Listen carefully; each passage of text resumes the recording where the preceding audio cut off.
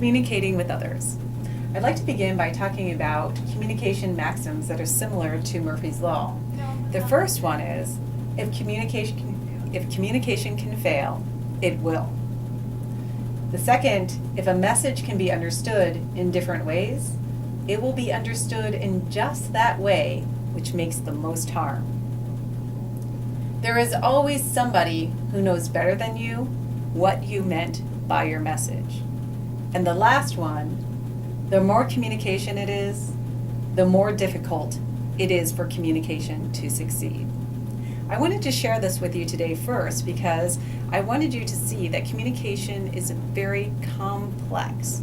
It's something that we do every single day of our lives, but we really don't typically take time out to think about what is happening when we're communicating with another human being, because it just comes natural to us.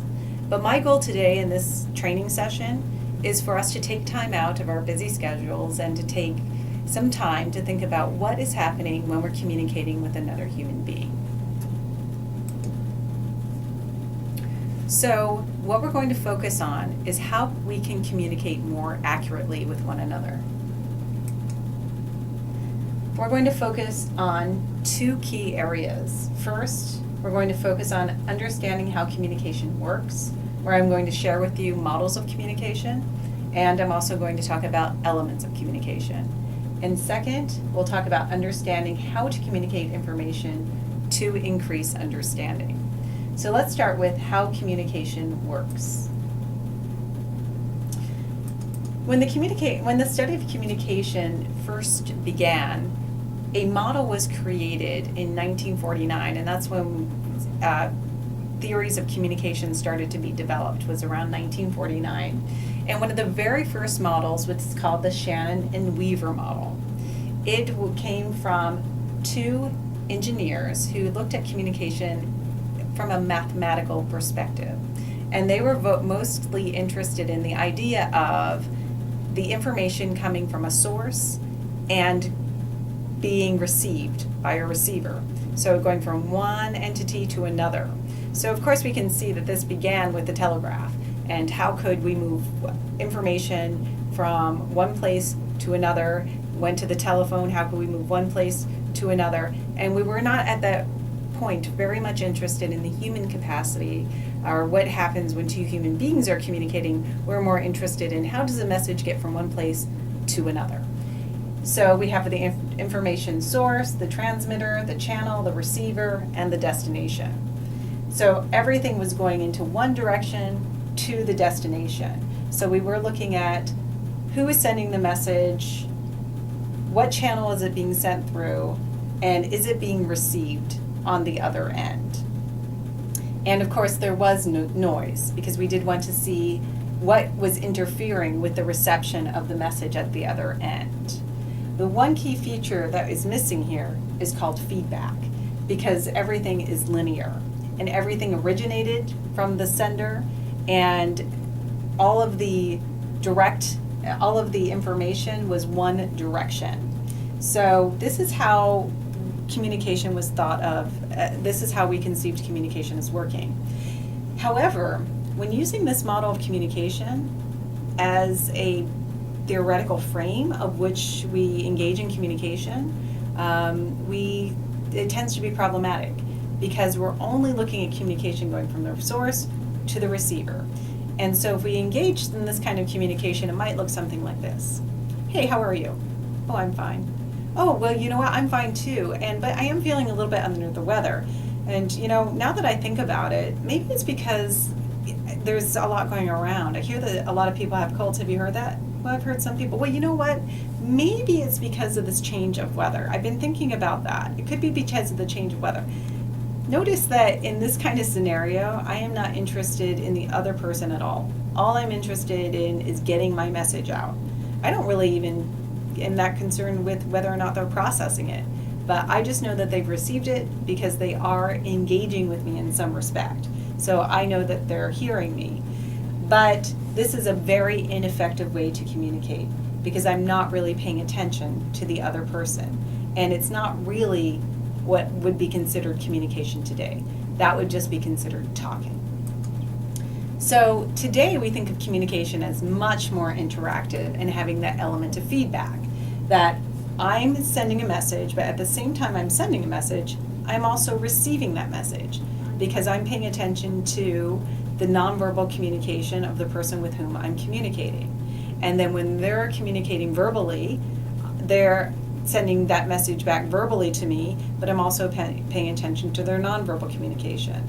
And then I'm giving a message back again as I'm giving that, as I'm communicating verbally, I'm also communicating nonverbally and I'm paying attention to that.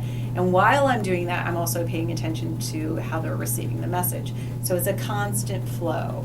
And this is where we get this idea that we cannot not communicate, that we're always communicating because of our nonverbal behavior. So even without saying a word, I'm still saying something through my nonverbal behavior. So communication then is interactive. It comes from the encoder, the person who is maybe verbalizing the message, to the decoder, the person who's taking apart the message, and then back again. It's a cycle.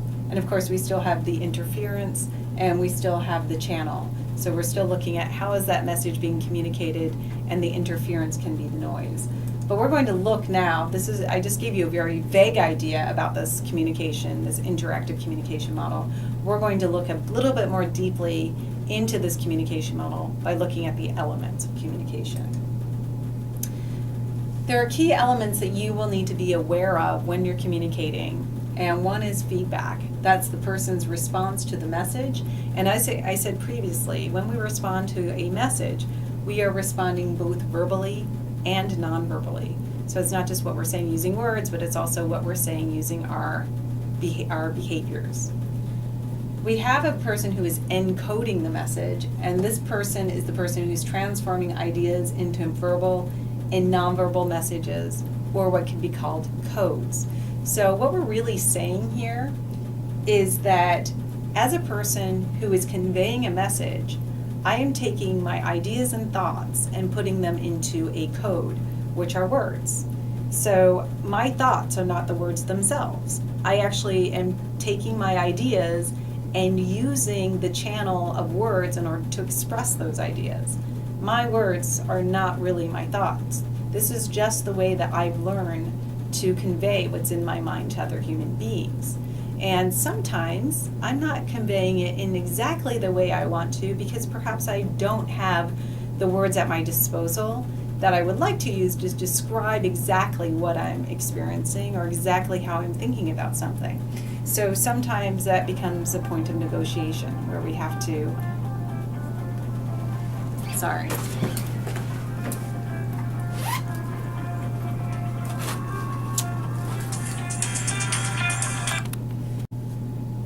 Key elements of communication. The key elements you need to be aware of when you're communicating is feedback, and that's the person's response to a message. There's both the verbal response, so what are they saying using the words, and also the nonverbal response, or what are they saying using their nonverbal behavior, hand gestures, facial expressions. We also have an element called encoding. And encoding means that the person who's communicating is transforming ideas into verbal and nonverbal messages or codes.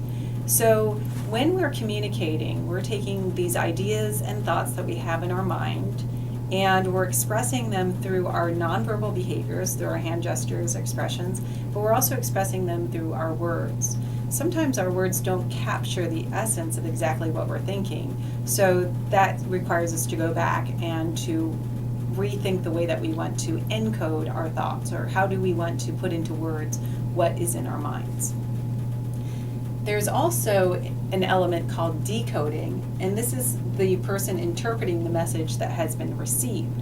So when someone communicates a message to me, both non-verbally and verbally, I'm taking apart that message in my mind and I'm applying meaning to their message. So if somebody's saying, "Oh, I'm having a great day," I'm giving meaning to that message and saying, depending upon their nonverbal behavior, "Oh, they're really enjoying themselves." Or if they may have said it in a more sarcastic tone and used a frown when they said it, I might say, "Oh, they're being sarcastic, they're really having a horrible day." Or they're really telling me that they have a horrible day. It may not be sarcasm depending upon tone, and they really need to talk to me. So when I'm decoding that message, I'm taking apart and putting into my own thoughts what this person is trying to convey.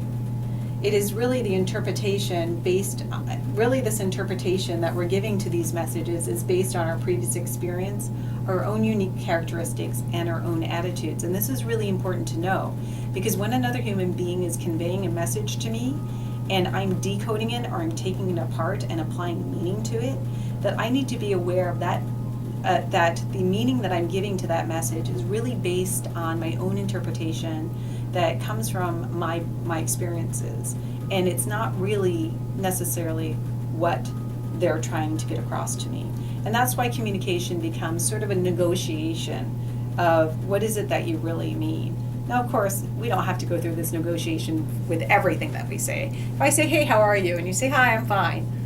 I don't need to say to you, you really mean that you're fine? Are you sure you're okay? But there are some instances where it's really important that we dig a little bit deeper and we make sure that our understanding of a term, of a situation, of an experience is similar to what to the other person. So we really need to, if somebody says, I'm fine, and they really aren't, then that's when we want to dig a little bit deeper. Also, in these elements of communication, one thing that also is a part of our model or part of communication is this idea of noise.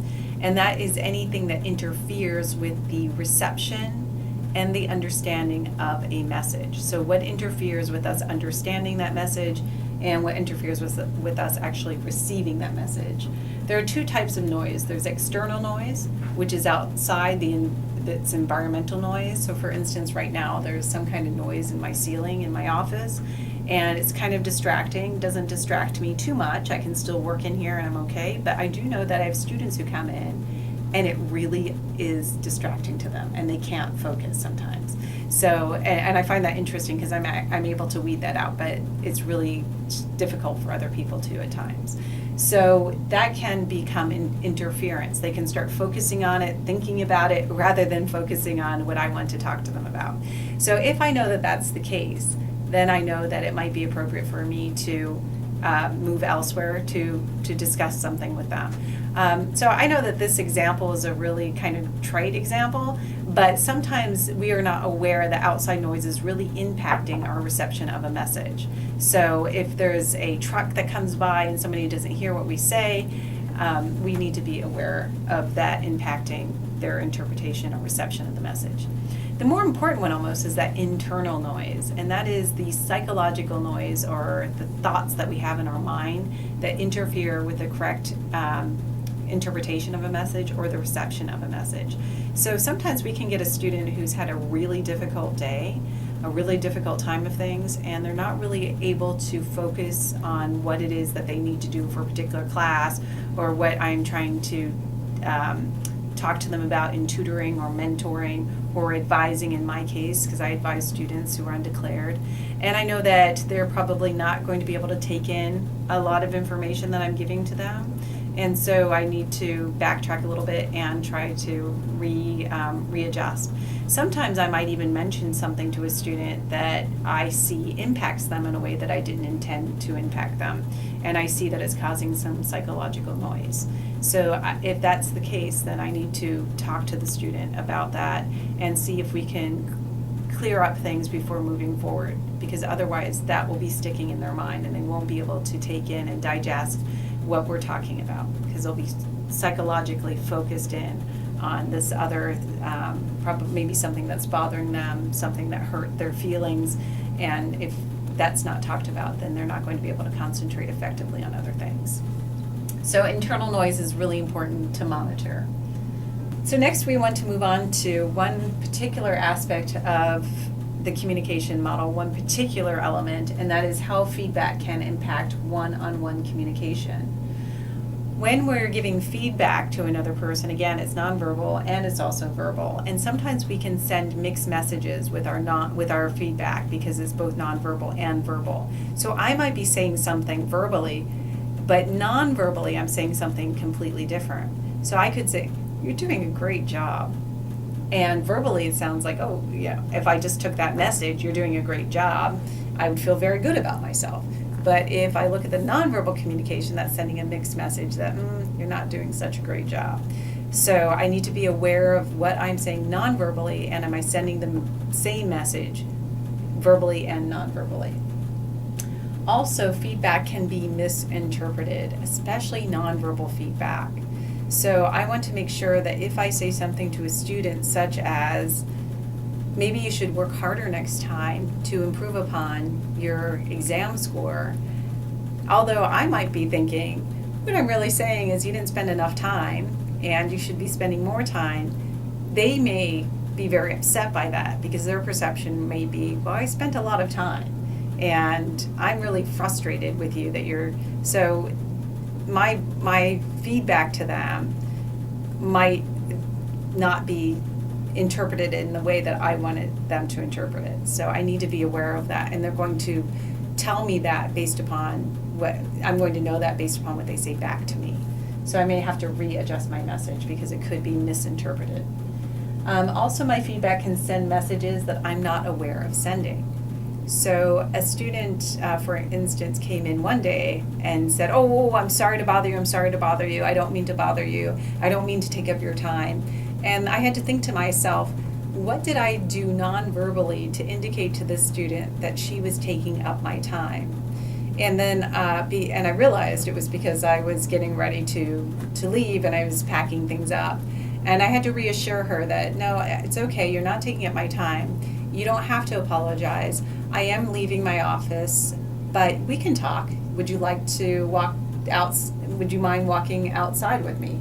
No, that's fine. And it's just trying to trying to be more aware of the message I'm sending. And if I'm sending a message that I don't want to send, that I use my feedback to readjust the interpretation.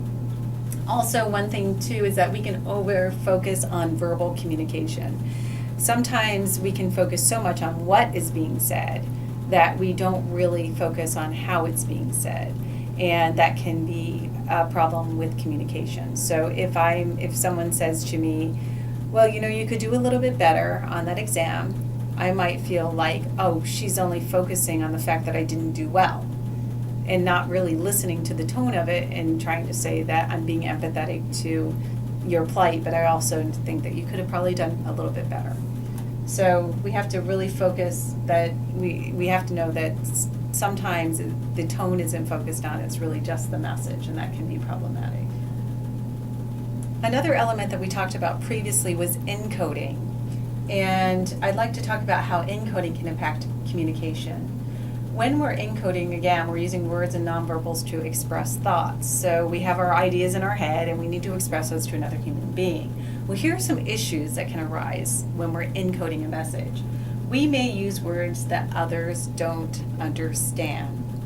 So if I say something like, well, I really found your story to be supercilious, a student might say, well, what does that mean and why are you using that word? And it's totally unnecessary to use that word.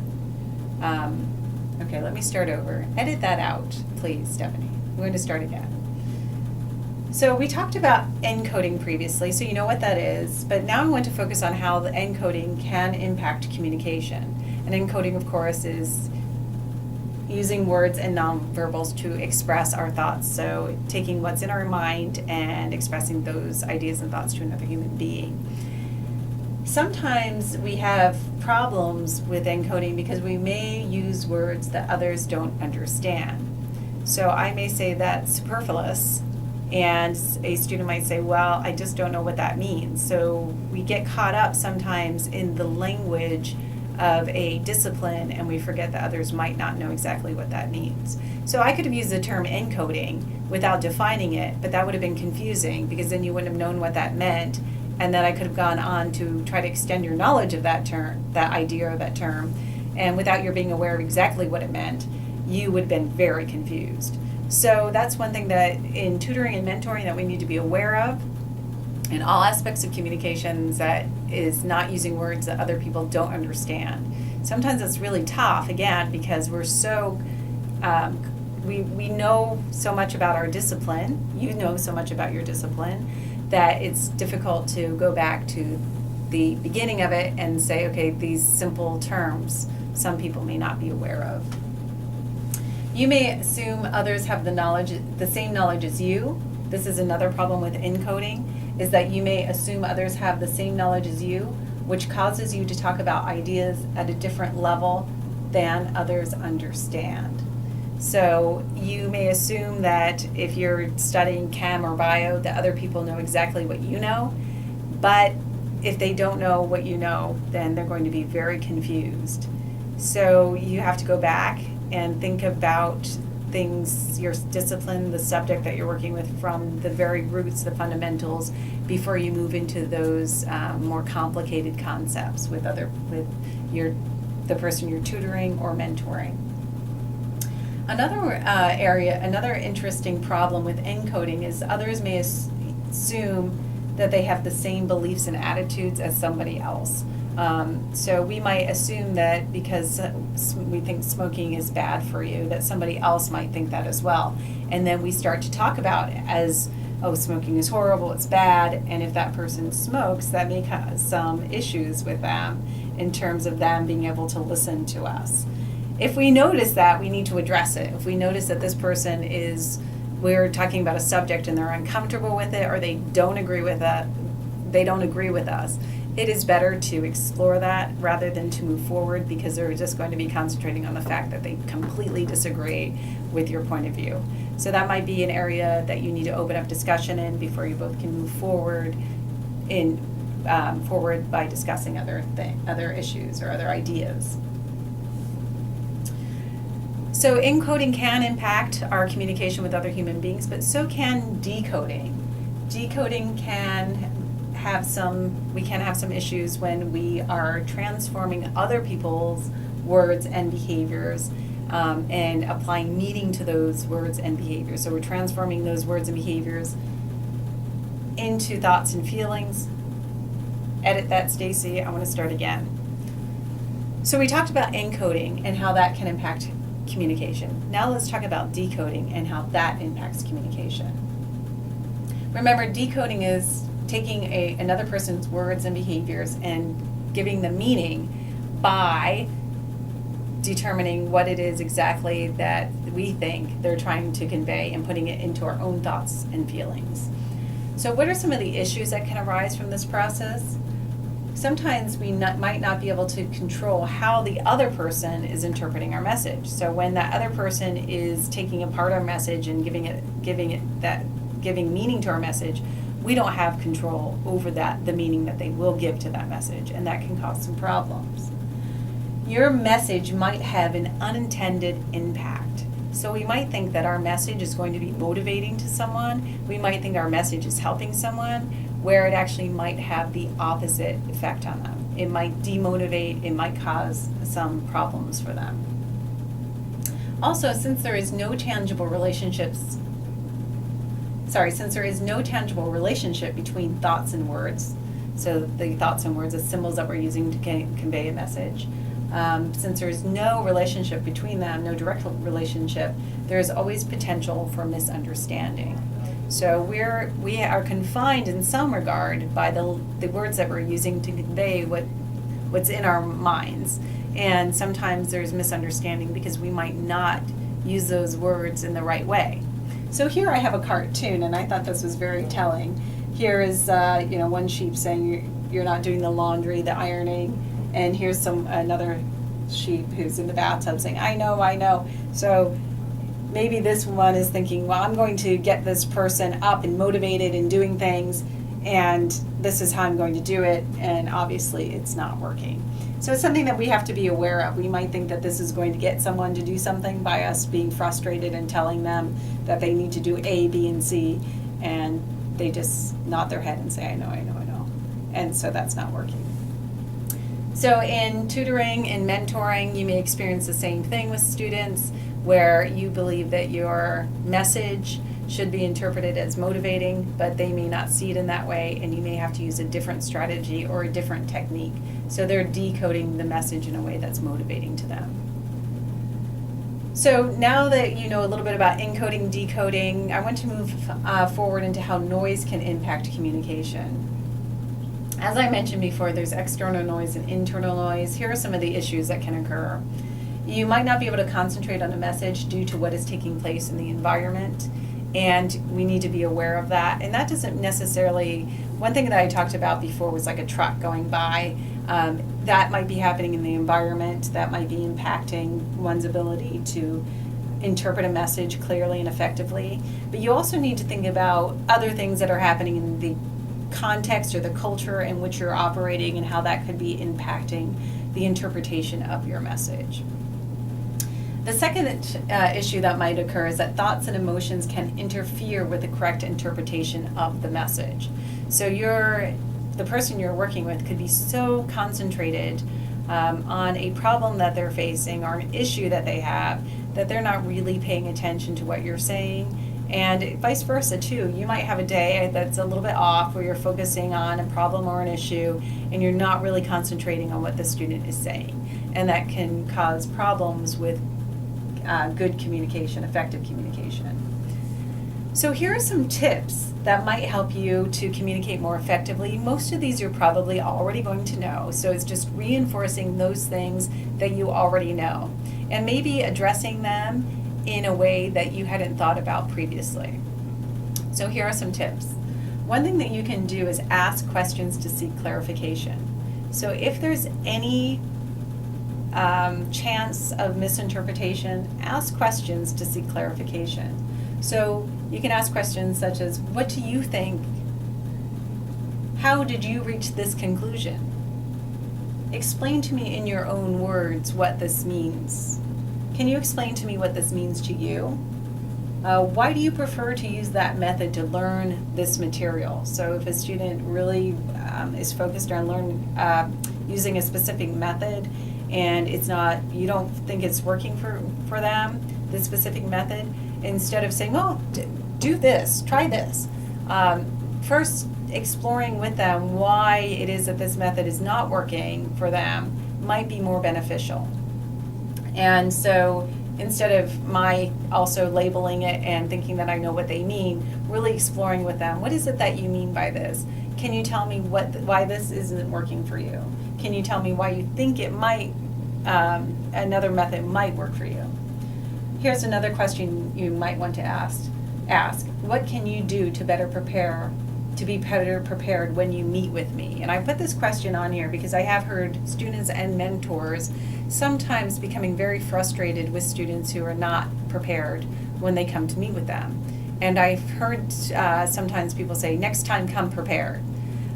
Sometimes I think it's better to put that back in the student's lap and just say, well, what could you do? I'm not feeling that you're prepared when you come to meet with me. What do you think of that? What does it mean to be prepared? So that we're both on the same level. To them, bringing a book might seem like that's being prepared. So, and talking to them about the importance of being prepared might be beneficial for them to really have a firm understanding of what it means to be prepared and the importance of being prepared. So now that you know about the communication model and you know about the elements of communication and how those can impact the way that we communicate, the next thing I wanted to talk about is communicating information. Communicating information is not as easy as it sounds. You really need to be aware, and I know that many of you are aware of how to communicate effectively when you're giving information. Again, a lot of this information I'm going to share with you is probably something that you already know, but hopefully there is a tip here that you may have not been aware of, or I'm going to talk about it in a different way that you may have not heard it explained before. So one way that you can, when we're talking about communicating information, we're really talking about exploratory communication. Exploratory communication seeks to enhance understanding about a topic so that a person can understand, evaluate, and interpret complex ideas and information. So we really want to enhance understanding, and typically it's a complex, difficult material. So now I want to discuss some strategies for communicating difficult concepts. One is you can define terms. Anytime something is unclear, it's very important that you have a firm, descriptive, definition of what the term means. Next, it's very useful to provide a variety of examples so that you can not only say that this is what the concept means by defining it, but also provide examples that really hone in on what this concept is trying to say, but also brings practical experience into our discussion. So we can say, for instance, if you were in a room and someone was talking loud and you couldn't hear the message, that would be an example of noise. So we're going to, and that's a very simple, simplistic example, but you get this, hopefully you get the idea that an example helps to clarify information. You can also compare information with what a student already knows. You can also contrast information what a student already knows in order to seek deeper understanding of an idea. You can make the concept concrete by using models, just like I showed you models of communication. Anything that's vague, you can show a model that will help to clarify information. And you can also illustrate relationships between and among ideas. Now, I wanted to give you an example to help to clarify these ideas by looking at what is qualitative research, which can be a very confusing idea to a lot of students. And so I might start off with a definition. Qualitative research is a systematic, in-depth investigation of social phenomena via interviews, narratives, focus groups, and or observations. When we're engaging in qualitative research, we're investigating the why and the how. Well, this is still fairly vague information.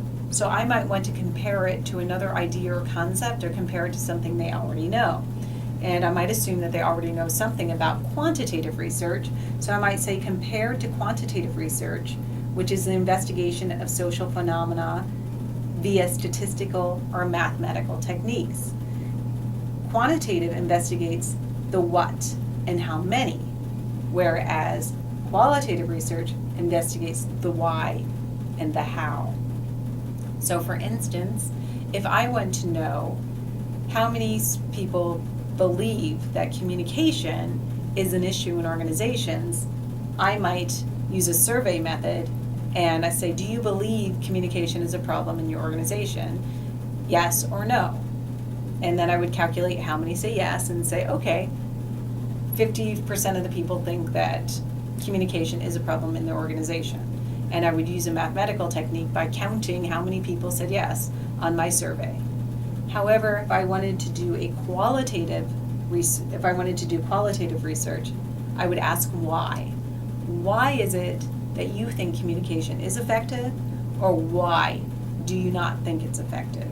I might even ask, how does communication take place? What kind of means is used to communicate and convey ideas, giving me a deeper understanding of what's taking place. So that's just a quick example of some vague concepts that can be made somewhat more concrete through examples and definitions and comparisons.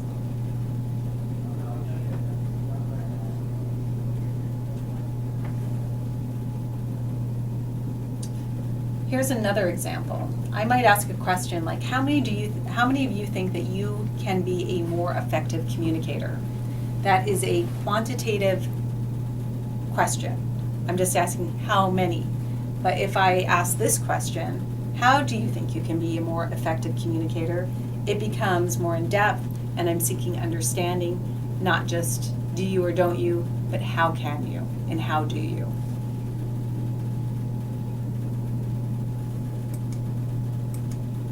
So when you are thinking about becoming a more effective communicator, one thing that I would encourage you to do is to assess your own communication. And here are some questions that I would say that you should ask yourself in order to become more effective. First question I would say to ask yourself is, was there a problem with the way I conveyed the message? So after today, after I get done with this video, I'm going to be analyzing that and saying, was there a problem with the way I have conveyed the message?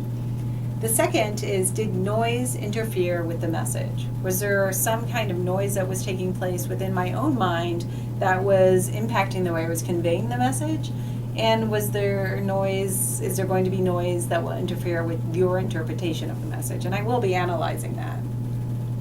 Another question I might ask is, what communication skills am I lacking that might better help me to become a better and more effective communicator?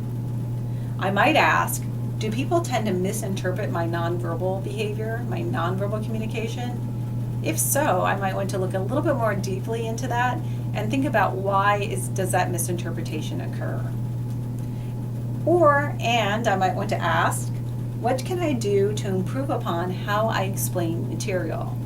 What can I do to improve upon how I explain material? And I might want to ask other people that. What is some method that I can use? What do you suggest that I do to help better explain material to another person? And these questions here not only will help you to develop, hopefully, a more effective means of communicating, but also convey the message that we all can constantly improve upon the way that we're communicating to others. We can constantly improve upon it. There are some people who are excellent communicators, extremely effective, but even they can improve upon the way that they communicate. So we'll try to make sure that we are communicating effectively and analyzing how we can better communicate. So today's focus during this training session was understanding how communication works by discussing models of communication, and then delving more into the elements within this model of communication to better understand how communication works. And then we looked at understanding how to communicate information to increase understanding, and ended by talking about how to better assess our communication skills by asking some key questions. So the next time you're communicating, you might say E equals MC squared, and here's someone who might think E equals E? What is that? And here's one who got it. She understood exactly what you meant, but this person says E equals pi. So although we think our message is quite clear and quite simple, it can be misinterpreted. And the only way that we know that is by looking at the facial expressions. He's telling us he doesn't get it. By looking at this facial expression and understanding she looks like she did get it, and this one, who although looks like she thinks she got it, looks still a little bit bewildered. So in order to seek clarification, we're going to want to make sure that we ask questions. So in the end, remember the communication maxim that I began with, and that is, if communication can fail, it will. But the important thing is not to allow it to fail, but to ask questions. Why did it fail, and how can I improve upon my communication skills so in the future it doesn't fail again?